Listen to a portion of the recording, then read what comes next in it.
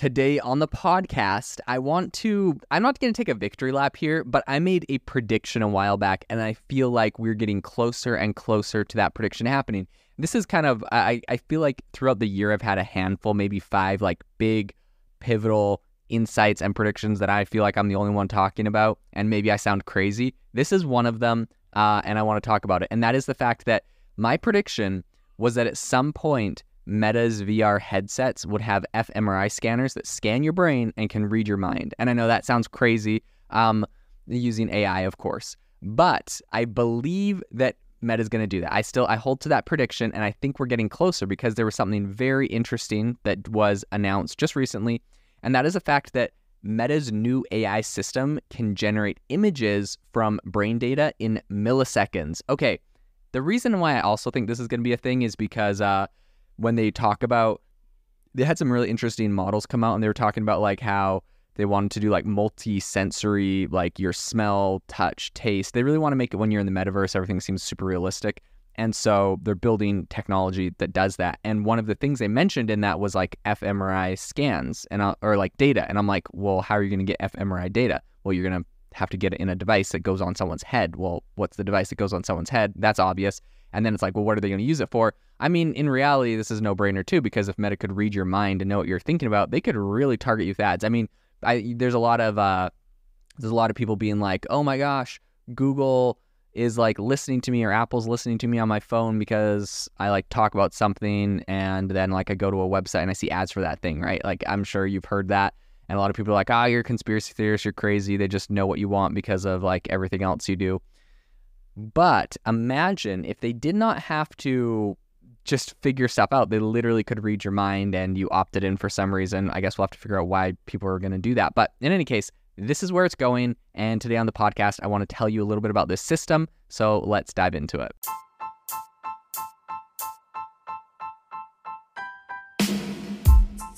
Welcome to the world's #1 AI podcast, AI Chat. I'm your host, Jaden Schaefer. Make sure that you go to aibox.ai, link in the show notes, to join the waitlist for our new AI platform. We're going to be launching an incredible platform that allows you to build anything you want with workflows in AI. So you're able to chain together ChatGPT and image generators and audio generators to make really powerful apps for your organization, or you can host them on our marketplace and actually generate royalties from them. So make sure to go to aibox.ai and join the waitlist. In addition, if you like the podcast, if you could do me a massive favor and please leave us a review on Apple or Spotify or wherever you listen to your podcast. This helps me be able to get better guests on here as they check the reviews to see how you guys are liking it. So if you could please do that, I would really, really appreciate it. Have you ever wanted to start your own podcast? I record and publish podcasts on a platform called Spotify for Podcasters, and I absolutely love it. Essentially, you can upload from your phone or computer, and it distributes to every platform that plays podcasts. They support video podcasts, and you can make money on the platform with ads or even podcast subscriptions, something that has made my life so much easier as a podcaster. So if you're interested, I highly recommend you give it a try. You can download the Spotify for Podcast app or go to spotify.com/podcasters to get started on your podcast today. Meta AI, which of course is a big front runner in AI innovation, has unveiled a new system that leverages what's called MEG. I will butcher the pronunciation of this, but I'm just going to try. It's magnetoencephalography, but MEG is what it's called. So I'm just going to call it MEG from now on. But they're using this to interpret visual representations within the human brain. So this is a really cutting edge technology, and it's providing what I believe is a sneak peek into this kind of real-time perception and processing of images in our brain. So this, I think, could potentially be revolutionizing our understanding of human intelligence and visual cognition. So beyond, I think, the immediate scientific implications, this is really interesting research coming out of Meta. I think this is pretty groundbreaking, and I think it holds some really transformative potential for non-invasive brain-computer interfaces. These kind of advancements could be invaluable in clinical scenarios, particularly for individuals who, due to like brain injuries and other things like that, have lost their ability to communicate verbally. They could use these types of tools, think their thoughts, and, have that translated by even an AI voice that could be trained on their voice before they had before they lost that ability. So I think there are a lot of like really cool use cases here. I'm not going to go all dystopian and Facebook just reads your mind to serve you ads. but I mean, come on, that'll probably happen too.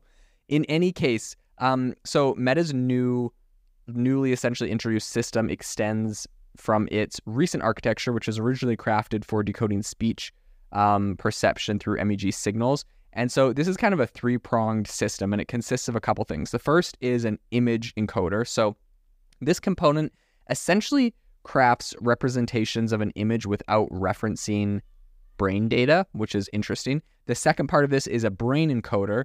So syncing the MEG signals with the image encoding, this segment kind of bridges the gap between visual stimulus and then the brain activity that comes from that. So when you look at a picture, your brain shoots off certain brain waves, it's certain stimulus, and if you have something scanning your brain while you see that picture, it just says, okay, like it takes a snapshot of what your brain looks like, and it says when they see this picture, this is what happens. And they're able to look at your brain signal without knowing what the picture is and make the prediction about what the picture is, after they train on enough of this data.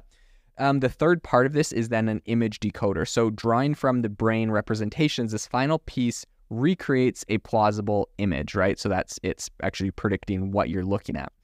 So data used for training this architecture was sourced from a globally accessible data set of MEG readings from healthy participants.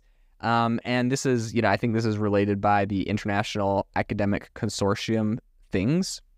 So what is happening here, right? Upon comparing the efficacy of various pre-trained image models, the research revealed that advanced vision AI systems, notably Dino V2, had the most synchronous alignment with brain signals. So I think it's noteworthy that Dino V2 employs self-supervised AI to learn visual depictions autonomously. And this comes from some insights from Meta AI, which I think really kind of underscore that self-guided learning is the pathway for AI systems that nurture brain mimicking representations. Another point that I think is really interesting is the speed of the MEG decoder. So while functional pragmatic resonance imaging, which is fMRI, of course, has, higher resolution images, the MEG decoder stands out for its ability to kind of produce images almost instantaneously. And it's essentially channeling a consistent flow of visuals straight from the brain, right? So it's not like, okay, scan the brain, okay, generate image, we sit there, wait for it to load. No. It's doing this instantaneously. So you have something like you have an fMRI scanner on your brain, and we're literally just looking at what you're thinking like in real time, like it's a movie, like this thing's playing live. And the imagery generated by the MEG decoder, while it's definitely not perfect, it like distinctly captures broad level characteristics of images that the human is thinking of. Categories like animals, humans, trains. And so I think the precision here kind of wavers more on intricate details. Like if I'm visualizing Elmo, it may not create like a literal version of Elmo exactly how I'm thinking about it, but it's going to create like some version of like a red stuffed animal doing X, Y, and Z, right? So I've seen some like really interesting samples here. I saw one where like essentially they showed a picture of cheese, and then it showed like a plate with like these weird kind of cheese things on it, very similar. I saw another one where it showed it a cat under a blanket. It then the AI generated a cat. Now the cat under the blanket was gray, and the cat it generated was kind of like an orange cat, and it didn't have a blanket on its head, but like it did a pretty dang good job generating a cat. So like it understands the concept that you're thinking. So maybe not like specifically and literally, but pretty dang good. And of course, what I always say with this kind of technology is like, for all the doubters that are like, oh yeah, it's not perfect, like, it just did like a cat, not the exact one. Like these things will just get better. The training will just get better. And so I think don't worry about the drawbacks, or don't really worry about like the limitations of this technology. Start thinking about the implications of when this technology is perfect, because it will get there. So I think back in 2022, Yan LeCun, who's kind of in charge of AI over at Meta, he's, pretty big. He's on X all the time, tweeting.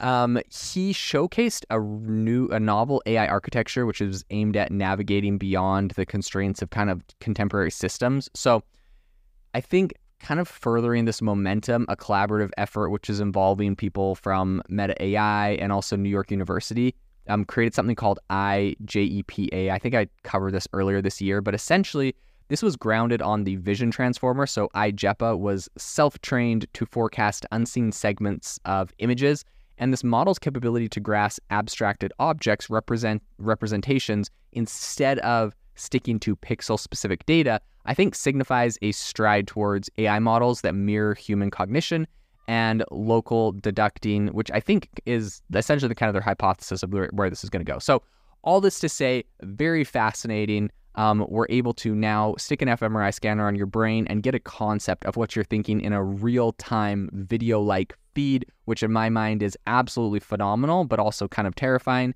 And this is definitely something that I will continue to follow. I stand by my prediction. Meta's going to incorporate this into the Meta VR headsets and read your mind to target you with ads. So anyways, it'll be interesting to see how this plays out, what privacy people have to say about this, what, if there's an outcry, whatever. But this is my prediction at the beginning of the year. I'm holding to it, and we'll see if this actually happens. This episode is brought to you by Shopify. That's the sound of switching your business to Shopify, the global commerce platform that supercharges your selling. Harness the best converting checkout and same intuitive features, trusted apps, and powerful analytics used by the world's leading brands. Stop leaving sales on the table. Discover why millions trust Shopify to build, grow, and run their business. Sign up today for your $1 per month trial period at shopify.com/tech23.